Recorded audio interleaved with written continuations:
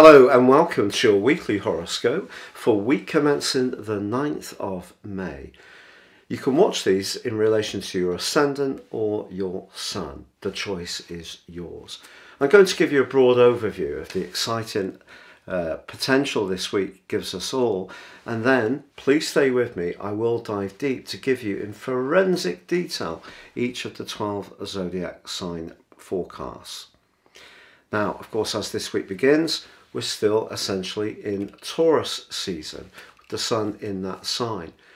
But Mercury, the planet of communication, recently moved into the sign of Gemini, one of two that it governs. And of course, Tuesday of this week, Mercury does go into a retrograde. Now, we all know that Mercury retrograde can be a time when some of the things that we rely upon around technology or communications can sometimes be a little bit unreliable. But Mercury retrograde is also an opportunity to try to resolve any strand in our situation that needs a little bit more attention to detail. So we mustn't see it as just a negative thing. It does bring opportunities too. But if you have been finding that communications generally or nervous energy have felt lower since the 26th of April, it may be because that was when the pre-retrograde shadow period began. Now, of course, this retrograde begins in Gemini, but on the 23rd of May, Mercury retreats back into the sign of Taurus. So I think we're all thinking a lot at the moment about costs, and particularly the solar eclipse, which occurred on the 30th of April for most major centres of the world, did combine very closely with Uranus, and of course was linking in a positive way with Mars. But we're in a period where it seems a big reset is coming, and I think we're going to see even more signs of that on the 16th of this month, when we have the total lunar eclipse in Scorpio. Now, if you want to watch the in-depth video on that I've recorded, please see the link beneath this video, because I think it's going to be one of the most important events that we've had for many a moon, literally. But back to that Mercury retrograde. So it is going to be retreating in its retrograde through to the 3rd of June. 2 signs it goes through in that time. By the 4th of June, it will come out of shadow. So I think when it comes to those resources, we need to be particularly conscious of where we're spending our money, but we also need to perhaps track our transactions in a very precise way.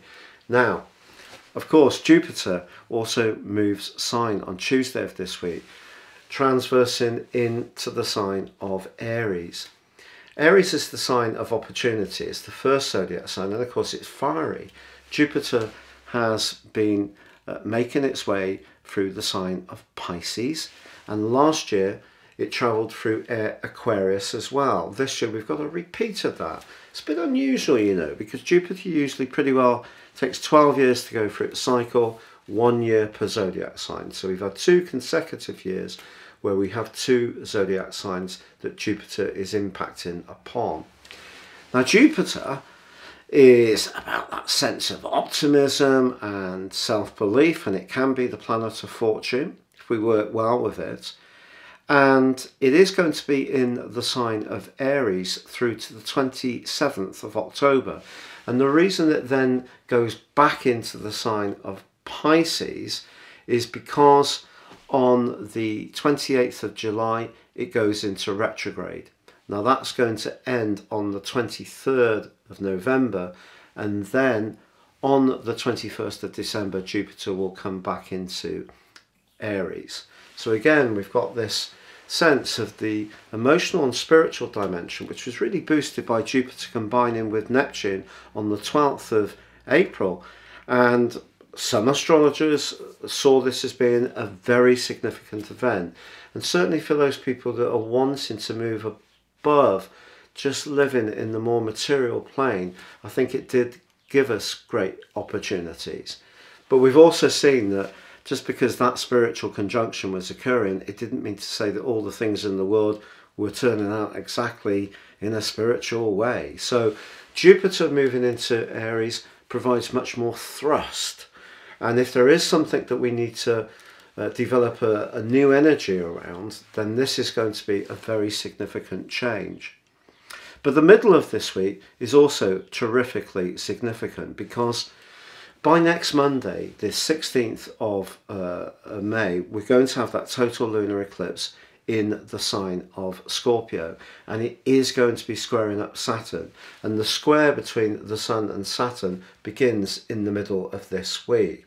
It's much closer by next Monday, and that's going to be a key event. And if you want to check out the lunar eclipse video that I've recorded, please see the link beneath this video, because I think this is going to be a big reset around resources and how we consume things. And I did predict this last autumn, and this is going to be a major event, but it begins to show its impact in the middle of this week.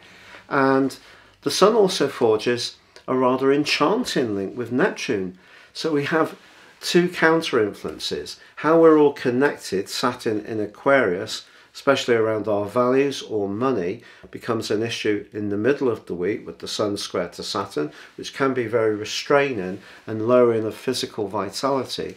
But the Sun's link to Neptune suggests there's another way. You know, if we can move beyond just thinking about what we earn, status, the size of our car, all this kind of stuff, then there's a lot to be gained. Now also, on Friday through till the end of the week, Mars does combine with Neptune too.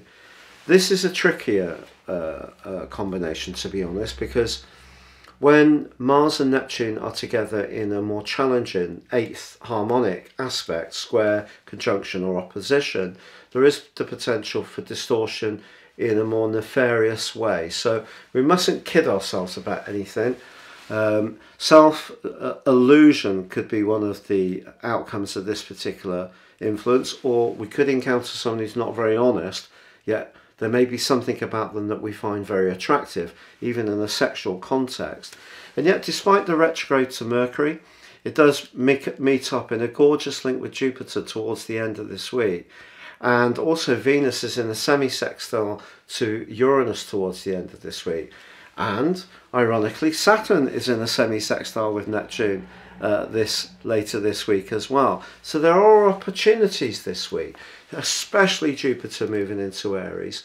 If we can invest our energy into an arena or a strand which inspires us, Jupiter can egg us on. But with Mercury retrograde, we need to be aware of the details, but we also must see the opportunities to revisit, recalibrate, repair, renew that the retrograde does provide us with.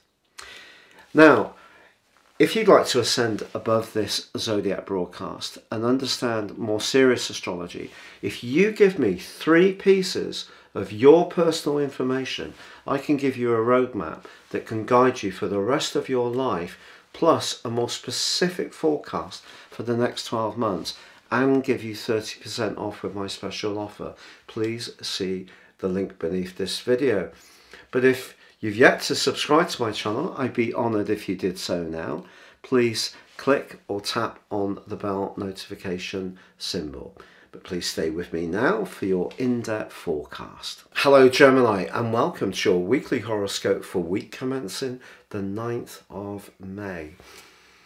Now this week sees Jupiter move into your sector of the future, your sector of collective energy, of collaboration and cooperation. Now Venus is already in this location, and they're both the planets of fortune. The lesser benefit in Venus's case, the greater benefit in Jupiter's case. So you can gain a lot from your friendships and associations this year. And for sure, Jupiter does go into a retrograde from the 26th of July. But certainly from now until then, I think your ability to network and link in with others is a great asset to you. What about your ruler Mercury going into retrograde also on Tuesday? Well, maybe something that means a lot to you might not quite flow quite as quickly as you like. And if you're cooking up some new way of going about things at the moment, once the retrograde back into Taurus occurs on the 23rd of May, you may actually wonder if it's ever eventually going to go forwards. I think there may be a little bit of testing and future-proofing that's going on. Maybe you're going to need to modify things a little bit. When the process all unravels by the 4th of June, when Mercury comes out of shadow, I think it will all make a lot more sense. What I can tell you is that Mars, the planet of passion, but also that's given you much greater personal confidence at the moment, that does meet with Neptune later this week, and your instincts linked to your drive and your ability to raise your profile could be very interesting. You know, you could encounter someone quite influential. They may be impressed by your presence, but also your sensitivity. Both link back to the Sun in a positive way later this week, and the Sun's in a more reflective area. But they may not actually articulate exactly how they feel. Maybe you're going to have to divine it in some way. Watch out for body language. Maybe use your hunches a little bit. Whereas the Sun square with Saturn is more challenging later this week.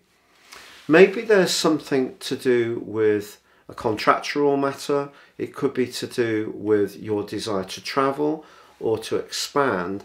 You may feel a bit blocked later in the week, which could be frustrating, but just know that Mercury, despite its retrograde, does link very positively to Jupiter right at the end of this week.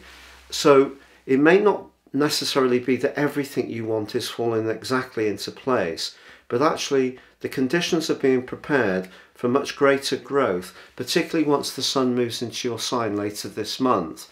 So some patience is needed here, but I think the big picture is that if something you're working on that's very personal to you and very individual needs some modification, take that in your stride. The ability to receive support from others is strengthened with Jupiter's help, and I think that there's some complex either opportunities or maybe politics in your professional situation that you just have to work through with a great deal of care and perhaps a deft touch too.